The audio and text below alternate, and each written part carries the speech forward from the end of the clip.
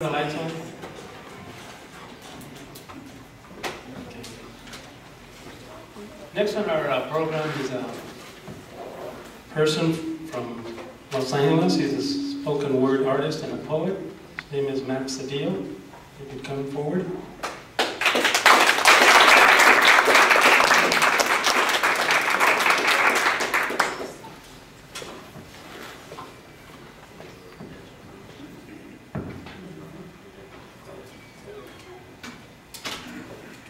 Thank you.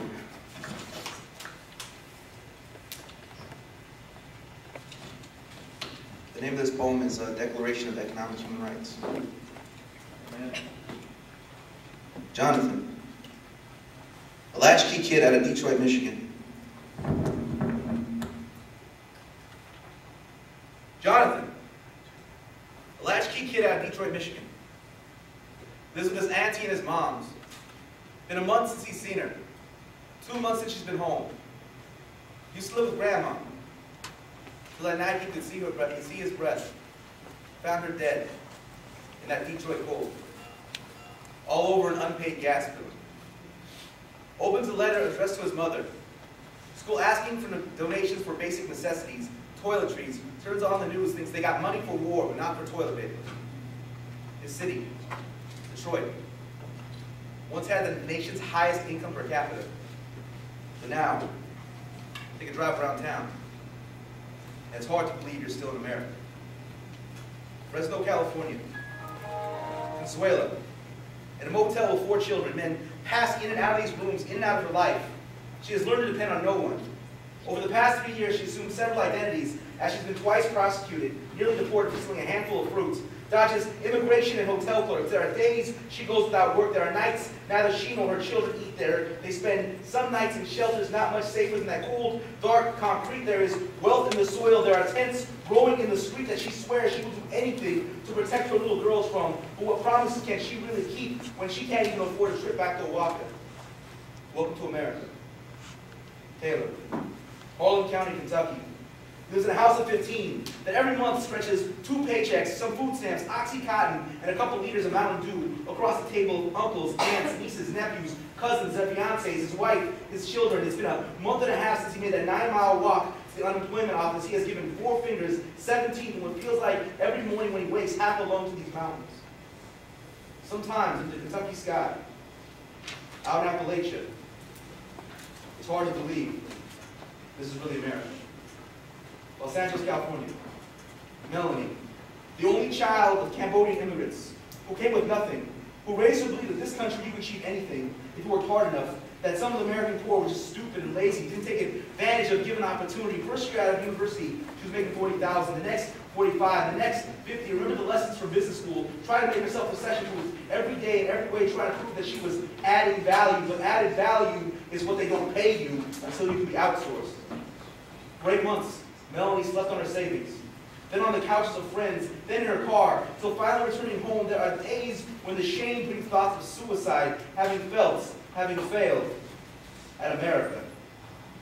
We need a new value system, a new set of truths already proved to be self-evident, a declaration of economic human rights, the right to food, the right to shelter, the right to clothing, the right to clean water, the right not to live in the shadows or the crevices of the night, a declaration of economic human rights to be taken to a court higher than the Ninth Circuit, higher than the Supreme Court of Justice, to the court of what you already know in your heart to be true, that poverty should not be a death sentence, that a system that has money for bailouts, for the bailout of banks, but nothing for the mouths of hungry children is not one worthy of allegiance. That everyone, yes everyone, despite where they lived, despite where they were born, despite where they come from, has a right to what they need. Yes, even here, even in America.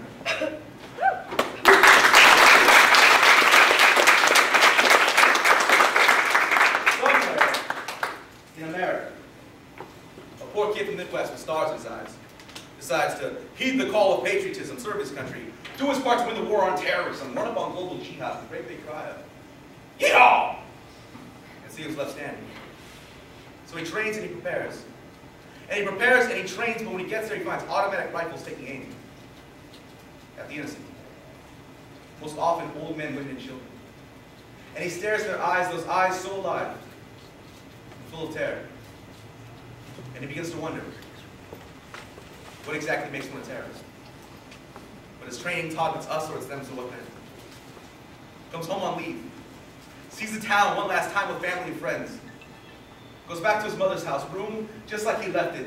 In his uniform, he gets decked out, shines his medals, takes his pistol into his mouth, prepares for the blast, and awaits the silence somewhere in America, on the East Coast, or the West Coast, or anywhere with black or brown folks have a ghetto, or well, he never really bought the American dream, but he scopes out his prospects, and he lives in the projects. He wouldn't mind being the first in his family to attend college with his Marines.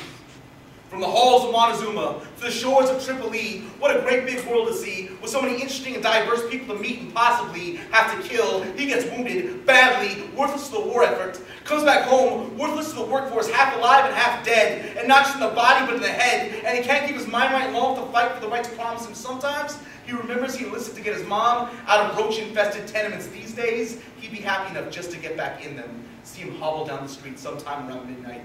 Just another homeless veteran up here in America, the land of the free and the home of the brave, a first world democracy, the first world, the free world. We hear in the first world that we have freedom. In the third world, they have free trade zones where first world corporations can exploit the labor of children. True enough, but take a good hard look at the real face of American poverty. See the place those factories used to be. Gary, Indiana, Philadelphia, Detroit, Youngstown, then see luxury mansions. The division of wealth in the United States of America is sharper than it is in Rwanda. That is not poetic license, that is statistical fact. Go to Fifth Street, downtown Los Angeles, see Skid Row, and then see the Mellon Bank, and you tell me where's the justice? We talk about third world countries? Well, then what exactly is this? We have more empty housing units than homeless up here in America.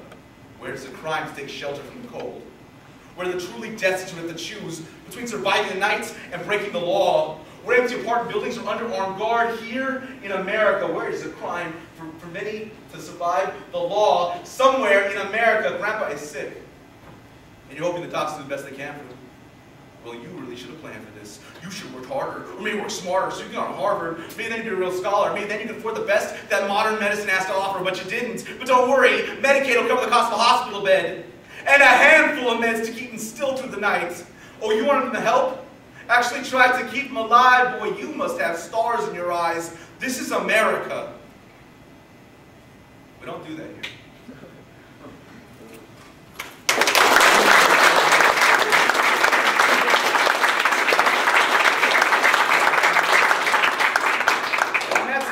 Books for sale, if you guys are interested. I am a traveling poet, two-time National Slam poet, Grand Slam champion. Been on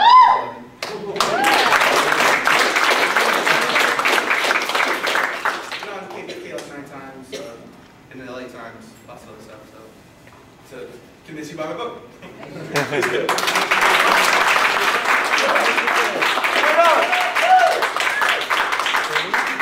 Thank you, man, for those great words, you know.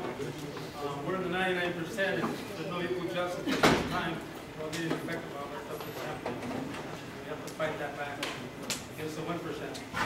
I just want to make a few announcements. We have selling tickets for the raffle that's coming up. I want to thank the donors. Umar Ega, if I mispronounce your name, let me know. And Torres and Sal and Gloria Sandoval. We also have a literature table there. I'm going to get information about our organization and the organization. And briefly, I'm going to have Jesse Ornelas from the National Office of the Brown Parade to talk about their toy drive.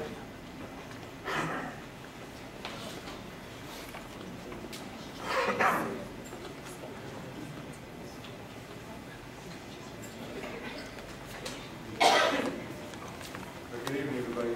How about Matt? That was great, right?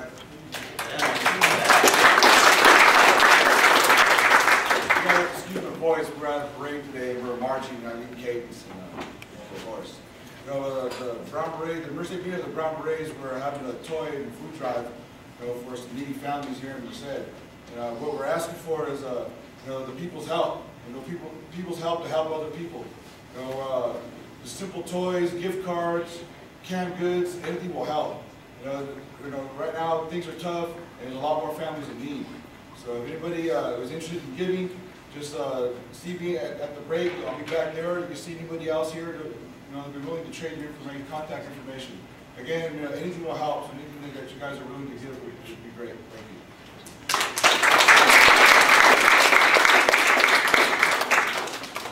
you very much. We will talk briefly about the membership drive. I just want to make a pitch. I'm going to have Penny Martinez, our treasurer, talker about it. And, pretty much just been around for quite a long time, and we think we're doing good work, and we want to get more people involved. As I had briefly said earlier, community is really important, and we all have to work together in trying to beat the 1%.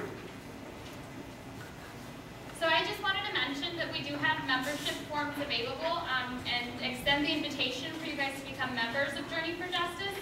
We would love to have more people involved, diversity, different people have different things that they're passionate about, and maybe there's something that you really want to take on, something that's really important to you in the community that you feel needs to get done, and maybe we're not addressing that, and that's because we may not have as diverse a population in Journey for Justice as there is here tonight. So I invite you, we have forums over there. If you're interested, please pick one up, take a look at it, think on it if you need to, but we would be more than happy to have you. And that way we can put on more amazing events like this and do more in the community, more people, power in numbers. So thank you.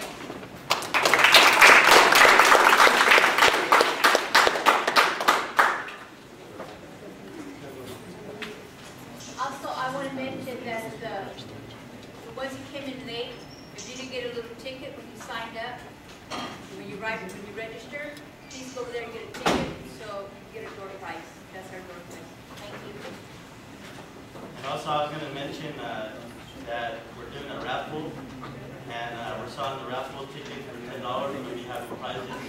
So we're just using that money for fundraising, so just to do events like this and action, so we can do more stuff in the community, addressing more concerns of the community. So if you go back there, you guys can go ahead and get tickets for our raffle. We'll be doing a raffle. We got some prizes.